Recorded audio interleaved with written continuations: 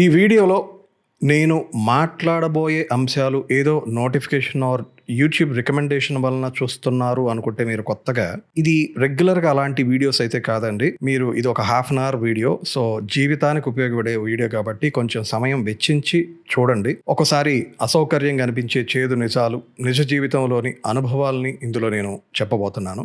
పట్టపగలు గర్భిణీగా ఉన్న భార్యతో వెళ్తుండగా 2 నెలలు నిఘా వేసి మరీ ప్రణయ్ అనే యువకుడిని గొడ్డలితో నరికి చంపారు. ఈ హత్య నేపథ్యంలో మారుతీరావు మరియు మరో 7 మహమ్మద్ అస్గర్ అలీ, మహమ్మద్ అబ్దుల్ బారీ, సుభాష్ శర్మ, రావు సోదరుడు శ్రవణ్, డ్రైవర్ శివ మరియు కాంగ్రెస్ నాయకుడని చెప్తున్న అబ్దుల్ కరీంలను అరెస్ట్ చేశారు. ఈ పేర్లు బట్టి చెప్పొచ్చు ఇందులో 3 ముస్లింసే ఉన్నారు. ఆ తర్వాత జరిగిన పరిణామాల్లో ఆ అమ్మాయి తండ్రి మారుతీరావు ఆర్యవైశ్య భవన్లో సూసైడ్ నోట్ రాసి చనిపోయారని పోలీసులు ధృవీకరించారు. దీని తర్వాత మొన్న తీర్పునిచ్చే ముందు ఈ మారుతీరావు సోదరుడు శ్రవణ్ తనకి 3 పెళ్లిగాని అమ్మాయిలు ఉన్నారు, తనకి ఈ హత్యకి సంబంధం లేదని వేడుకున్నారు. అలాగే మిగతా వాళ్ళు కూడా అనారోగ్య సమస్యలు ఉన్నాయని, తమ మీద ఆధారపడిన తల్లిదండ్రులు, పిల్లలు ఉన్నారని, వాళ్ళ బాధ్యతలు, వాళ్ళ బరువులు, బాధల గురించి ఈ నిందితులు వేడుకున్నారు. కానీ న్యాయస్థానం ఎప్పుడు కూడా భావోద్వేగాల ఆధారంగా తీర్పునైతే ఇవ్వటం సాధ్యపడదు కదా. నిష్పక్షపాతంగా ఆధారాలు ఎవరిని నిందితుడిగా చూపిస్తాయో వాటిని స్పష్టం చేసుకున్న తర్వాతే తీర్పునిస్తాయి. అందులో భాగంగానే Nalgonda SC and ST session court Pranay killing కేసులో ఈ కాంట్రాక్ట్ కిల్లర్ సుభాష్ శర్మ అతని A2గా చేర్చారు. ఈ నిందితుడికి డెత్ పెనాల్టీ, మరణశిక్ష వేయడంతో పాటుగా నేరంలో పాల్గొన్న 6 మిగిలిన 6 నిందితులకి జీవిత ఖైదు విధిస్తూ కోర్టు తీర్పిచ్చింది. అయితే ఈ తీర్పు ఎవరి కథకు కూడా సుఖాంతం ఇచ్చినట్లు కనిపించడం లేదు. అలాగే ఈ దెబ్బతో క్యాస్ట్ రిలేటెడ్ వైలెన్స్ని పూర్తిగా నిర్మూలించేస్తుంది అని కూడా చెప్పలేం. వీటిపైన ఒక చెక్మేట్ లాగైతే మాత్రం ఈ తీర్పు నిలుస్తుంది. అయితే ఇప్పటికీ ప్రజల్లో ఇంత పాశవికంగా, రాక్షసత్వంగా చేసిన చర్య పైన కాకుండా ఫోకస్ అంతా కూడా చాలా వేరే అంశాలపైన ఉన్నాయి. నేను వాటిని ఆధారం చేసుకుని ఈ వీడియో ద్వారా మీకు తెలియచేయాలనుకుంటున్న ఒక ముఖ్యమైన 3 అంశాలు లేదా వాదనలు అనుకోండి, దాని గురించి నేను చర్చిస్తాను. మొట్టమొదటిది లవ్ ఆర్ ఇన్ఫాచ్యుయేషన్. ప్రణయ్ అమృతాలది ప్రేమ లేక వ్యామోహమా? వీళ్ళిద్దరూ ప్రేమ అనుకుంటున్న వ్యామోహం వలనే ఇవాళ వారి ఇరువురి కుటుంబాల్లో ఇంతటి విషాదం మిగిల్చారనేది ఒక వాదన. పేద దళితుడైన ప్రణయ్ శ్రీమంతురాలైన వర్షిణి ఆస్తి కోసమే ఈ ట్రాప్ వేశాడు అనేది ఇంకో వాదన. మూడవది ఆనర్ కిల్లింగ్. ఇది కూడా క్లాస్ డిస్క్రిమినేషన్ ఆధారంగా, కుల వివక్షనే ఈ హత్యకు మూల కారణం. అంటే అగ్రకుల అహంకారమే దళితుడిని నరికి చంపారనే వాదన. అయితే ఈ కుల వివక్ష అగ్రకులం వర్సెస్ దళితుల మధ్య ఉంటుందా? ఇంట్రా లోవర్ క్యాస్ట్ డైనమిక్స్ ఎలా ఉంటాయి? అంటే మాల, మాదిగ లేదా ఎస్టీ కులాలకు చెందిన వారి మధ్య ఈ వర్గ వివక్ష ఉండదా అనే అంశం పైన కూడా చర్చించి వివరణ ఇస్తాను. ఒక్క మాటలో చెప్పాలంటే ప్రణయ్, వర్షిణి వీళ్ళ ప్రేమ ఉదాంతంలో వాళ్ళది ఇన్ఫాచ్యుయేషన్ అయితే కానే కాదు. ఎందుకంటే ప్రణయ్కు పెళ్ళైన 6 నెలలకే హత్యకు గురయ్యాడు. హత్య జరిగిన నాటికి అతనికి 23-24 మధ్య వయస్సు. అంటే పెళ్లి నాటికి ఆ అబ్బాయికి 23 ఏళ్ళు వయసు అయితే ఉంది కదా. అంటే కేవలం మోహంతో, వ్యామోహంతో, కామంతో ఆకర్షితులైన టీనేజ్ లవ్ అయితే కాదు. ఎంతో కొంత పరిణితి మరియు నిబద్ధత స్థాయిని కలిగిన వయస్సులోనే వాళ్ళిద్దరూ పెళ్లి చేసుకున్నారనేది అర్థమవుతుంది. అఫ్ కోర్స్ ఇన్ఫాచ్యుయేషన్ అనేది టీనేజర్స్ మధ్యనే ఉంటుంది, పెద్ద వయసులో వాళ్ళకి ఉండదని నేనేం చెప్పట్లేదు. But grown adults are in general infatuation అనేది స్త్రీ పురుషుల మధ్య అట్రాక్షన్ ఆర్ అబ్సెషన్ వరకే పరిమితం అయ్యి ఉంటుంది. అంటే సింప్లీ ఫిజికల్ ఇంటిమసీ కోసమే కలుస్తారు, ఆకర్షితులు కూడా అవుతారు. కానీ వీళ్ళ విషయంలో అదిగా జరిగింది. పెళ్లి అనే నిర్ణయం దాకా వెళ్ళారు అంటే అదొక ఇంపల్సివ్ టీనేజ్ డెసిషన్, తొత్తరపాటులో తీసుకునే నిర్ణయం అయితే కాదు. మర్చిపోవద్దు, వాళ్ళిద్దరూ బాల్యమిత్రులు కూడా. ఈ నేపథ్యం గురించి కూడా నేను మాట్లాడతాను. అలాగే పేరెంట్స్, ఇలా అడల్ట్స్ ఎవరైనా 23-25 ఏజ్ గ్రూప్ వాళ్ళు ప్రేమలో ఉంటే వెంటనే కామెంట్ చేయకండి, ఇన్ఫాచ్యుయేషన్ అనేకండి. ఎందుకంటే ఇది నా మాటగానే మీరేం తీసుకోక్కర్లేదు, చట్టం కూడా అదే చెప్తుంది. ఇదే అంశంలో ఢిల్లీ హైకోర్టు ఒక రూలింగ్ ఇచ్చింది. ఇది చాలా సెన్సేషనల్ కేస్. అందులో న్యాయమూర్తి ఏమన్నారంటే, అడల్ట్స్ అంటే ప్రతి పిల్ల బచ్చ అడల్ట్ కాదు, లీగల్ ఏజ్ ఆఫ్ కన్సెంట్ మర్చిపోకూడదు, 18 నిండాలి చట్టపరంగా. అలా అడల్ట్స్ అయిన యువతి యువకులు రిలేషన్షిప్స్ ఫామ్ చేసుకోవడానికి, అమ్మో రిలేషన్షిప్స్లో అంటే నేరస్తులు అవుతామేమో అనే భయం లేకుండా ఎమోషనల్ ఆర్ రొమాంటిక్ రిలేషన్షిప్స్ కలిగి ఉండటానికి అనుమతించాలి అన్నారు జస్టిస్ జస్మీత్ సింగ్. అలా అని కుర్రకారు మీరు రెచ్చిపోకండి, దీనికి చాలా ఇఫ్స్ అండ్ బట్స్ ఉన్నాయి. ఇది స్టేట్ వర్సెస్ హితేష్ 2025 అని ఒక కేసు ఢిల్లీ హైకోర్టులో జరిగింది ఈ మధ్య. బహుశా నాని సమర్పిస్తున్న కోర్ట్ స్టేట్ వర్సెస్ నోబడి ఇదే అంశం అనుకుంటా. ఈ మధ్య కాదు. దానికొక దశాబ్ద కాలం నడిచింది ఈ కేసు. క్లుప్తంగా చెప్పాలంటే హితేష్ అనే యువకుడి పైన అమ్మాయి తండ్రి protection of children from sexual offences POCSO act 2012 ఆ కేసు వేయడంతో అతన్ని ఆగస్టు 2015 6వ తారీఖున అరెస్ట్ చేశారు. అయితే విచారణలో అమ్మాయి డేట్ ఆఫ్ బర్త్ విషయంలో ఆమె మైనరా లేక మేజరా అనే స్పష్టత లేకపోవడంతో, పైగా ఆ అమ్మాయే స్వయంగా వచ్చి ఒప్పుకుంది. ఇది మా ఇద్దరి సమ్మతంతోనే మేము కలిసాము. అబ్బాయి ఎటువంటి బలవంతం చేయలేదని చెప్పడంతో, ఈమె statement plus date of birth విషయంలో డిస్క్రిపెన్సీస్ ఇది చాలా బొక్కలుండటంతో, బెనిఫిట్ ఆఫ్ డౌట్ కింద ఆ trial court Hitesh could not be convicted under the POCSO act అని ఆ అబ్బాయిని విడుదల చేసింది. ఇది 5 ఏళ్ల క్రితం అంటే 2020లో జరిగిన యథార్థ ఘటన. మరి ఇప్పుడెందుకు మళ్ళీ ట్రెండ్‌లోకి వచ్చింది, వైరల్ అయింది? ఫిబ్రవరి 2025లో ఎందుకు వైరల్ అయిందంటే, కూతురే ఒప్పుకున్నప్పుడైనా ఊరుకోవాలి కదా తండ్రి. ఆ తండ్రి ఊరుకోకుండా ట్రయల్ కోర్టు తీర్పును సవాల్ చేస్తూ ఢిల్లీ హైకోర్టులో మళ్ళీ పిటిషన్ ఏశాడు. అక్కడ కూడా కింద ఇచ్చిన కోర్టు తీర్పుని సమర్థిస్తూ తీర్పు ఇచ్చారు. అంటే హితేష్ నేరస్తుడు కాదని వాళ్ళు తీర్పు ఇచ్చారు. అబ్బాయి మీద పోస్కో చట్టాలు ఇలాంటివి ప్రయోగించకని ఇంకా చాలా అక్షతలు కూడా వేసింది కోర్టు. ఈ సందర్భంలో ఢిల్లీ హైకోర్టు జస్టిస్ జస్మీర్ సింగ్ ఆ న్యాయమూర్తి గారు అన్నారు, adolescents have right to form emotional connections as long they are consensual and free from coercion. అంటే యువతి యువకులు ఇద్దరు అంగీకారం ఉంటే, మ్యూచువల్ అగ్రిమెంట్ ఉంటే, ఇద్దరికి అంగీకారం అయితే ఎమోషనల్ ఫిజికల్ ఎలా కలిసి ఉండాలనేది వారి ఇష్టం. వాళ్ళ రైట్ని గుర్తు చేస్తూ కామెంట్స్ చేశారు. ఇది వాళ్ళ హక్కు అన్నారు. So inter caste or love marriages చేసుకోవాలనుకునే వాళ్ళు ఎవరైనా సరే ప్రేమించాలంటే భయపడకండి. అది మీ రైట్. ఇది లీగల్గా కాన్స్టిట్యూషనల్గా మీకు పూర్తి మద్దతు ఉంది. కానీ పెళ్ళికి మాత్రం అది సరిపోతుందా? ధైర్యం అయితే తిండి పెట్టదు కదా. చాలా చెక్ పాయింట్స్ ఉంటాయి. అవి నేను కంక్లూజన్లో చెప్తాను.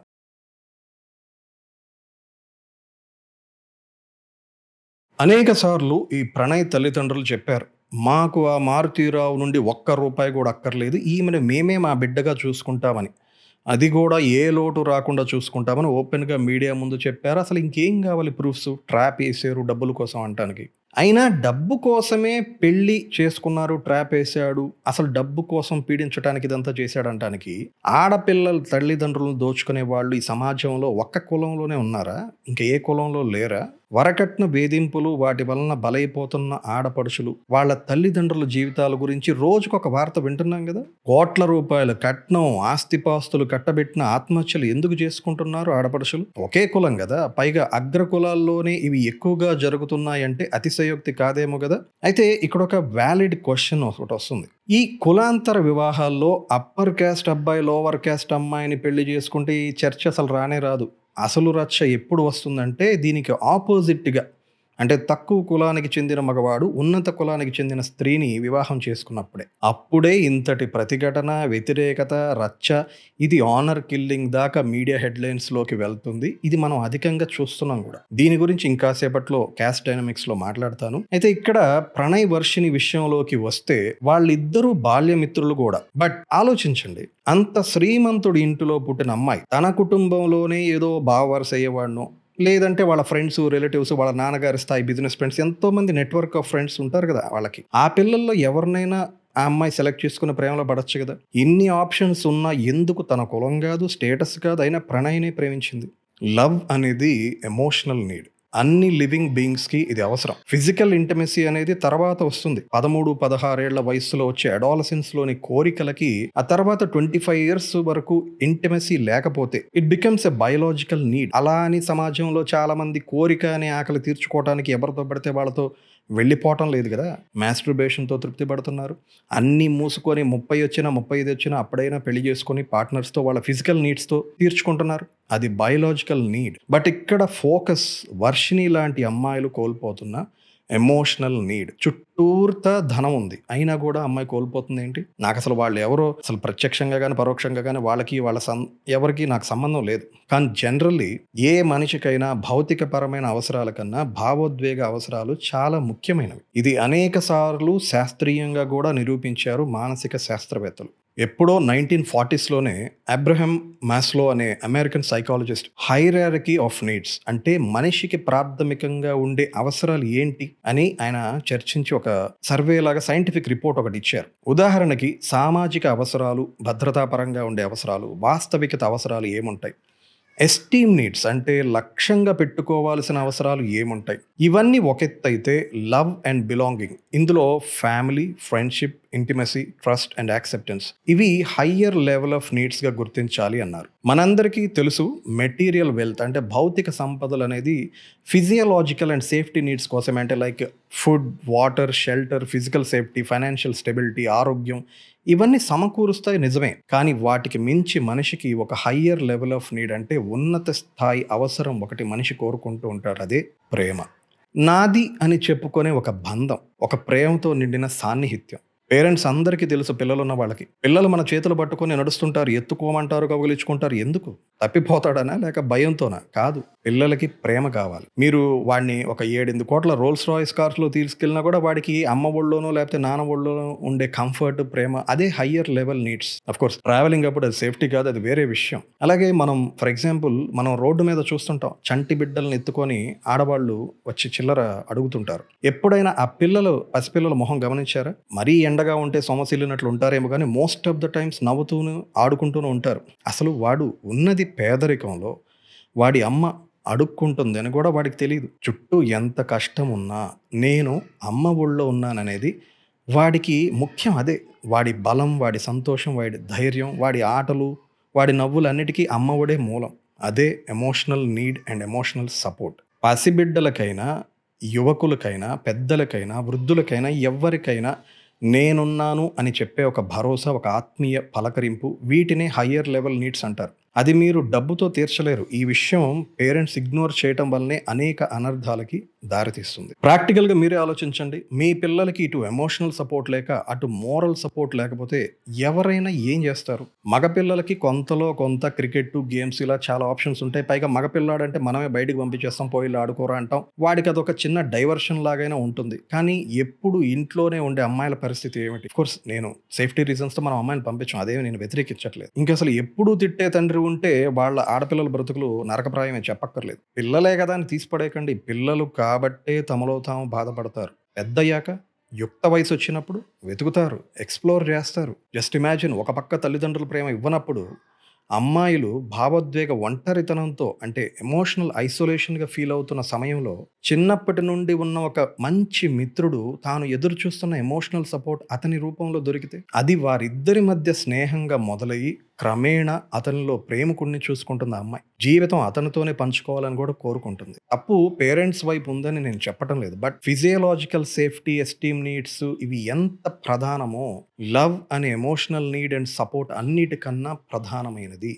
అన్నిటికన్నా మీరు ఎక్కువ ప్రయారిటీ ఇవ్వాల్సింది, విస్మరించకుండా ఉండాల్సింది లవ్ గురించి. మీరిచ్చే లవ్ ఏముందిలే వయసులో ఉన్నప్పుడు ఉండే వేడికి ప్రేమ అని తొక్కలో పేరు పెట్టి తేలిగ్గా కొట్టిపారేయకండి. ఎనీ సక్సెస్ఫుల్ పర్సన్ అడగండి, or most successful billionaire stories చదవండి, మీకే తెలుస్తుంది. వాళ్ళు అందరు ముక్త కంఠంతో చెప్పేది ఏంటో తెలుసా? ఒకటే, జీవితంలో ఏది సాధించినా లేకపోయినా లైఫ్ పార్ట్నర్ని సాధించడమే అన్నిటికన్నా బిగ్గెస్ట్ అచీవ్మెంట్స్ అని అంటున్నారు. బట్ వెయిట్, లవ్ అంటే అర్థం అనుభూతిలో తెలుసుకోకుండా చూసింది నమ్మిందే ప్రేమ అనుకోకండి. అలా తొందరపడితే జీవితాలు, కుటుంబాలు మొత్తం సర్వనాశనం. ప్రణయ్ కేసులో కోర్టు ఇచ్చిన తీర్పు వర్గ వివక్ష చూపే అగ్రవర్ణాలకు ఇదొక చెంపపెట్టు లాంటిది అంటున్నారు. అందరూ కాదు, ఒక వర్గం వాళ్ళు. కేవలం తీర్పు వరకే మాట్లాడాల్సి వస్తే నా మటుకు నాకు కూడా ఈ తీర్పు చెంపపెట్టే కాదు, గొడ్డలి పెట్టు కూడా. ఎందుకంటే ఎక్కడెక్కడ ఇలాంటి దుర్మార్గాలు జరుగుతుంటాయో అక్కడ న్యాయదేవత న్యాయమూర్తి రూపంలో గొడ్డలి వంటి తీర్పుని ఇచ్చి ధర్మాన్ని స్థాపిస్తుంది. ప్రణయ్ కేసులో ఆ న్యాయమూర్తి రోజారమణ గారికి హ్యాట్స్ ఆఫ్. ఆమె రూపంలో వచ్చారు ధర్మదేవతలాగా. Thanks ma'am. సరే, ఇక పరువు హత్యలు అగ్రవర్ణాలకే ముడిపెట్టడంలో ఇక్కడ నాకు కొన్ని కీలక ప్రశ్నలు ఉన్నాయి. దానికి ముందు నా లైఫ్లో జరిగిన ఒక ఉదాహరణ సమయం కానీ అనుకూలిస్తే నా మిత్రుడికి జరిగిన ఇంకొక సంఘటన కూడా చెప్తాను. ఇక్కడ ఒక ముందు మాట చెప్పాలి, నేను కూడా సోకాల్డ్ అగ్ర కులాల్లో ఆజాతిలో పుట్టిన వాడిని. మీకు ఇది ముందుగా క్లియర్ చేస్తే కన్ఫ్యూషన్ ఉండదు. వెల్, మీ అందరికీ మ్యాట్రిమోనీ వెబ్సైట్స్ గురించి తెలిసిందే.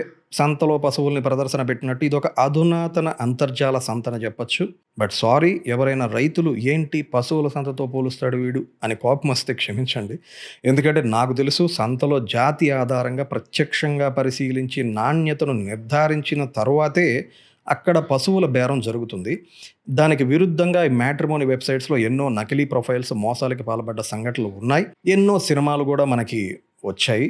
మోరోవర్ పేడ చూసి పశువును కొనొచ్చేమో గానీ మ్యాట్రిమోనీ ప్రొఫైల్ పిక్ చూసి మాత్రం పెళ్లి సంబంధానికి ఉరకలు వేయకూడదనేది నేను తెలుసుకున్న ఒకానొక నీతి. సరే ఇక పాయింట్ ఏంటంటే 2018 టైమ్స్‌లోనే నా ఫ్రెండ్ అతి బలవంతం మీద నేను కూడా ఈ మ్యాట్రిమోనీ వెబ్‌సైట్స్‌లో రిజిస్టర్ అయ్యాను. Yes, it happened. One fine day profile fill చేస్తూ ఎనీ క్యాస్ట్ అనే కాలమ్ ఉంటుందక్కడ. అంటే ఏ కులం వారైనా వివాహానికి సిద్ధమే అనే ఆప్షన్ అనమాట అది. అది ఎంచుకున్నాను.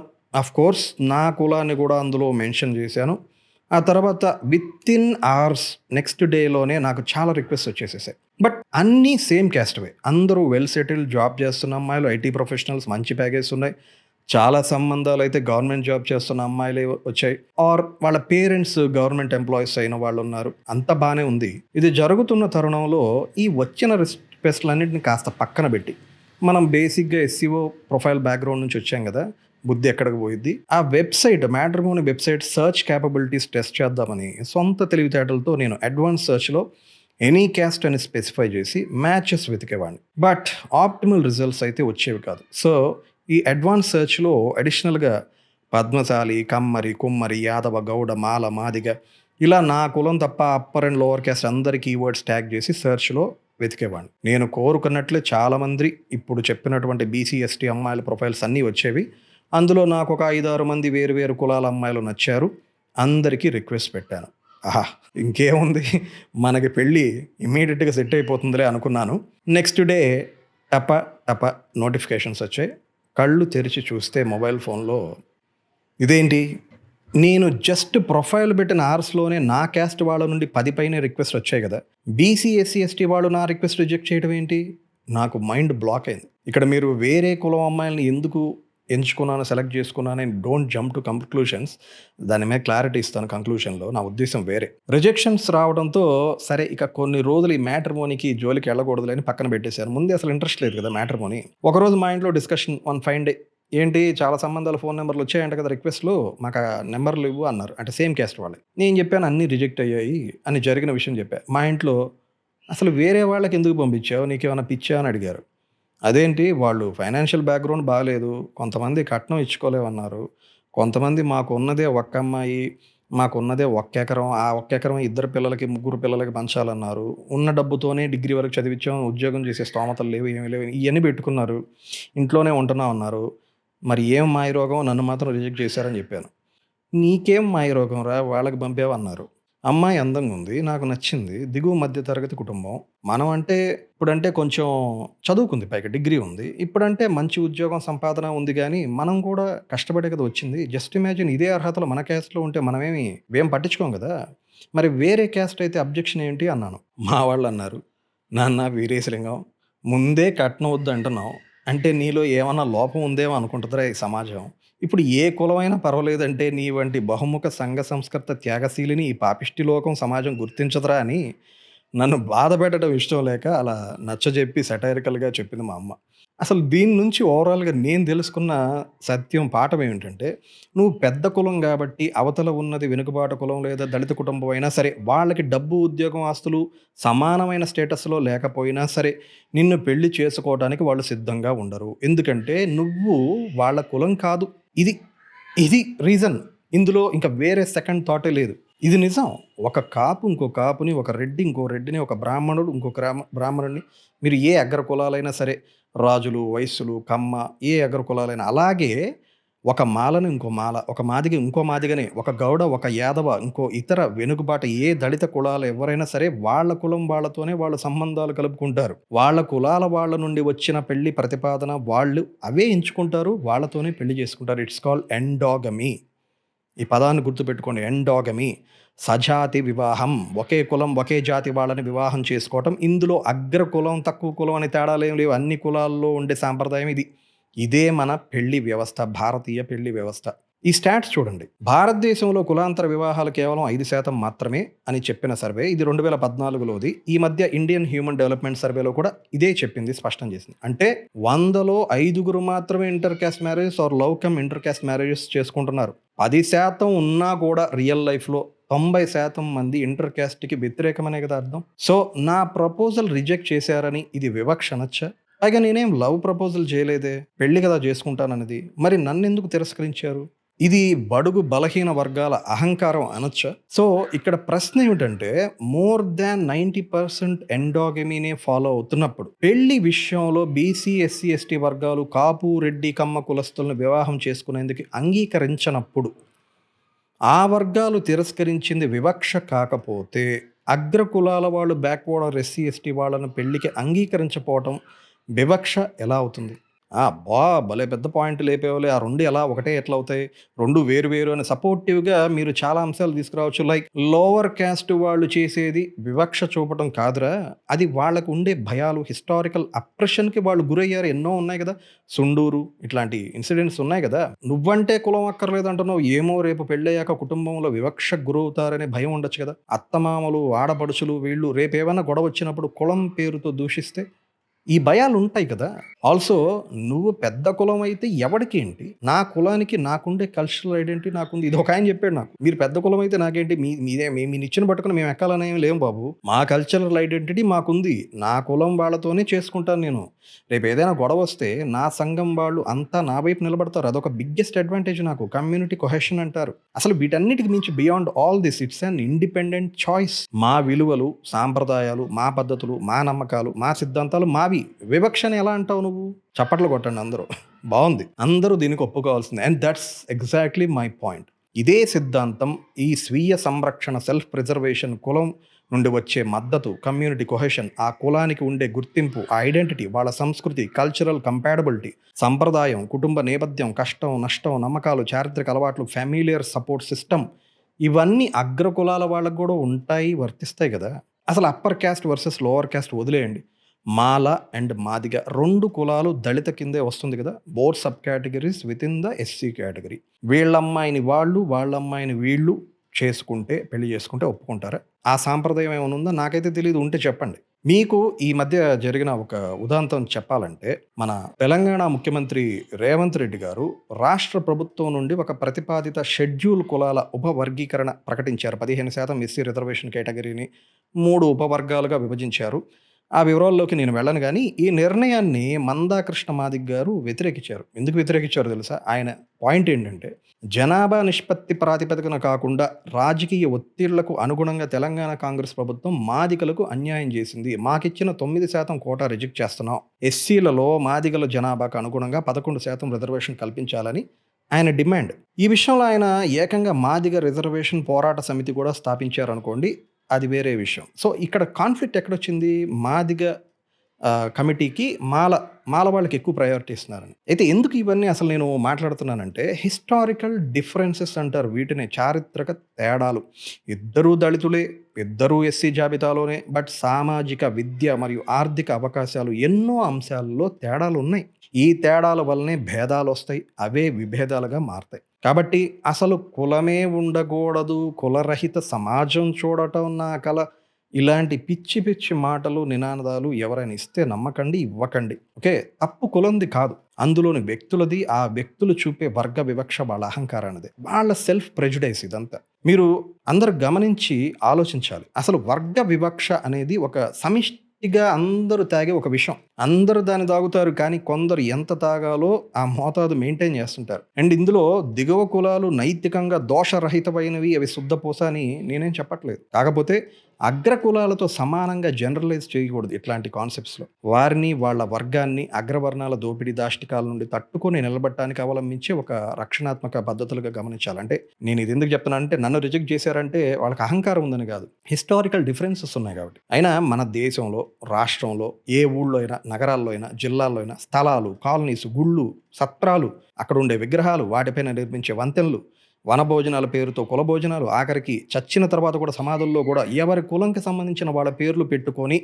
హాయిగా అయన్నీ మనం యూనిటీ ఇన్ డైవర్సిటీ అని కలరింగ్ ఇచ్చి బతికేస్తున్నప్పుడు, ఇంటర్ క్యాస్ట్ పెళ్ళిళ్ళప్పుడు మాత్రం మనకి వర్గ వివక్ష, అగ్రకుల దౌర్జన్యం అనటం మన మనస్సుల్ని మనమే ఆత్మవంచన చేసుకొని కపటమైన జీవితాల్ని గడపడం అంటారు. ఇప్పటివరకు చర్చించిన అంశాల ద్వారా మీరు లవ్ వర్సెస్ ఇన్ఫాచ్యుయేషన్ అంటే ఏంటి? అసలు యవ్వనంలో గాని ఎప్పుడైనా లవ్ డెవలప్ అవ్వటానికి ప్రధాన కారణం ఎమోషనల్ నీడ్స్, ఎమోషనల్ సపోర్ట్ అనే హయ్యర్ లెవెల్ నీడ్స్ గురించి తెలుసుకున్నారు. వీటన్నిటికీ తోడు క్యాస్ట్ డైనమిక్స్, ముఖ్యంగా మ్యారేజ్ వ్యవస్థ ఎండాగమీ అంటే సజాతి వివాహం, ఒకే కులం వాళ్ళని వివాహం చేసుకునే ఆచారాన్ని అనుసరిస్తుంది అనే వాస్తవాల్ని తెలుసుకున్నాం. ఒక పక్క స్టేట్ వర్సెస్ హితేష్ కేసు విషయంలో జస్టిస్ ఆయన న్యాయమూర్తి జస్మిత్ సింగ్ లాంటి న్యాయమూర్తులు అడల్ట్స్ ప్రేమించటానికి అదేదో నేరమని భావించకుండా ధైర్యంగా ఉండండి అని రాజ్యాంగం ఇస్తున్న చట్ట హక్కుల్ని బలపరుస్తూ, ప్రేమను సమర్థిస్తూ అనేక సార్లు అనేక మంది వ్యక్తులు, ఇలాంటి మేధావులు, న్యాయమూర్తులు వ్యాఖ్యలు చేస్తున్నప్పటికీ ప్రాక్టికల్ అండ్ రియాలిటీ అందుకు పూర్తిగా వ్యతిరేకత వ్యవస్థ ఉందనేది మనకి స్పష్టంగా తెలుస్తుంది. మరి దీనికి పరిష్కారం ఏంటి? ఇప్పుడు నేను చెప్పబోయేది ఒక యూనివర్సల్ సొల్యూషన్ అని నేనేమి చెప్పను. యూనివర్సల్లీ యాక్సెప్టబుల్ ఒక ఫ్రేమ్‌వర్క్‌గా మాత్రం మనం దీన్ని తీసుకోవచ్చు. మనమందరం సినిమా ప్రేమికులమే గదా! ఎగ్జాక్ట్‌లీ థియేటర్‌లో చూసే సినిమా అనే కాదు, ఒక కథ వినటానికి మనం ఎప్పుడూ సంసిద్ధమే. కథ చెప్పేవాడు ఉన్నంత వరకు వినేవాడుంటాడు. కథ చెప్పేవాడు లేకపోయినా వాడి జీవితమే వాడికొక కథ. స్టోరీస్ విషయంలో cultural, linguistic and geographical limitations ఏమి ఉండవు. ఎందుకంటే ఈ మూవీస్ అండ్ స్టోరీస్ ఇవన్నీ కూడా art form. And art and మ్యూజిక్‌కి ఎప్పుడు గూడా బౌండరీస్ ఉండవు. ఈ పదాలు జాగ్రత్తగా గుర్తుపెట్టుకోండి. ఆర్ట్ అండ్ మ్యూజిక్ వీటికి బౌండరీస్ ఉండవు. ప్రకృతి తర్వాత పరమేశ్వరుడు సృష్టించిన most intelligent, beautiful art form అంటే మనిషి. ఇద్దరి మధ్య ప్రేమ అనేది it's like a song full of joy, comfort and love. నేను ఇంటర్ క్యాస్ట్ మ్యారేజ్ చేసుకోవాలని ఎందుకు అనుకున్నానంటే, నాకసలు బేసిక్‌గా పెళ్లి చేసుకోవాలంటే క్యాస్ట్ అనే చట్రంలో ఉండటం ఫూలిష్ అనిపిస్తుంది. చిన్నప్పుడు తినే తిండిలో బోలెడన్ని ఆప్షన్స్ ఉంటాయి. దోస, ఇడ్లీ, ప్రార్థించే దేవుళ్ళలో ఆప్షన్స్ ఉన్నాయి. చదువుల్లో, అలాగే నాకిష్టమైన హీరోలో, నా కెరియర్, ఇప్పుడు ఫిల్మ్ మేకింగ్ కెరియర్ అన్నింట్లో ఎంతో కొంత రిస్క్ ఉండొచ్చు కెరియర్ విషయంలో. కానీ మనస్సుకు నచ్చిన పనే చేస్తున్నాను ప్రతిసారి. ఉన్న వాటిలో నా మనసుకి నాకు బెస్ట్ ఆప్షన్ ఏదనిపించిందో అదే నేను ఎంచుకున్నా. మరి మ్యారేజ్ విషయంలో మాత్రం సేమ్ క్యాస్ట్ అనే ఒక లిమిటెడ్ ఆప్షన్ వరకు నేనెందుకు పరిమితం అవుతాను? అవ్వలేను గదా! బై నేచర్ నేను అవ్వలేను. అఫ్‌కోర్స్ నాకు బెస్ట్ పార్ట్నర్ నా క్యాస్ట్‌లోనే దొరికితే వేరే చోట నేనెందుకు ఎతుకుతాను? స్టిల్ అక్కడ గూడా నాకు క్యాస్ట్ అనేది ఇంపార్టెంట్ గాదు. బట్ ఇక్కడ బెస్ట్ ఎవరు డిఫైన్ జేస్తారు? నేను చూసేది 2 విషయాలు. Health and beauty of mind. Of course physical needs గూడా ప్రయారిటీనే. బ్యూటీ అనేది ఇంపార్టెంటే. ఫిజికల్ బ్యూటీ కూడా. But first health and beauty of mind చాలా ఇంపార్టెంట్. మ్యాట్రిమోనీ వెబ్‌సైట్ వాడిని అడిగాను. క్యాస్ట్ విషయంలో ఇన్ని ఆప్షన్స్ ఇచ్చారు. క్రెడిట్ కార్డ్ స్కోర్ లాగా హెల్త్ ప్రొఫైల్ స్కోర్ ఎందుకు లేదన్నాను. అతనికి అర్థం గాలేదు. చెప్పా. Male infertility and female infertility or male fertility, female fertility certificate, అలాగే మ్యారథాన్ సర్టిఫికేట్స్, అథ్లెటిక్ బాడీ అనకపోయినా గూడా హెల్త్ స్కోర్ ఉంటే బాగుంటది కదా అన్నాను. మీరే గూగుల్ చేసుకోండి. లాస్ట్ 10 ఇయర్స్‌లో ఎన్ని ఫెర్టిలిటీ సెంటర్స్ సంతాన ఉత్పత్తి చేస్తామని ఈరోజు గల్లీ గల్లీ హైదరాబాద్‌లో అయితే గల్లీ గల్లీకి పుట్టుకొచ్చాయి. ఎందుకొచ్చాయని చెప్పండి. ఇది వ్యవస్థగా మనం సమిష్టిగా సాధించిన ఒక విజయమా? మీకు తెలుసో లేదో 2017లోనే మన సీసీఎంబీ ఉంది కదా, centre for cellular and molecular biology. వాళ్ళొక సర్వే చేసి ఇంటర్ క్యాస్ట్ మ్యారేజెస్ ఎందుకు మంచి అని సైంటిఫిక్‌గా చెప్పారు. ఒకే కుల వివాహాలు జన్యుపరమైన రుగ్మతలకు దారి తీయచ్చు. సో, కులాంతర వివాహాలు జన్యు వైవిధ్యాన్ని అది ప్రోత్సహిస్తాయంట. అంటే వారసత్వంగా వచ్చే రుగ్మతలు, రోగాలు ఏదైతే ఉంటాయో ఆ ప్రమాదాన్ని తగ్గిస్తాయి. అదే సమయంలో సమాజంలో సమానత్వం మరియు ఐకమత్యాన్ని కూడా పెంపొందిస్తుంది. ఇది సైన్స్ చెప్తున్న వాస్తవాలు. సమాజంలో సమానత్వం కోసం నేనేమి అలాంటి నిర్ణయాలు తీసుకోలే.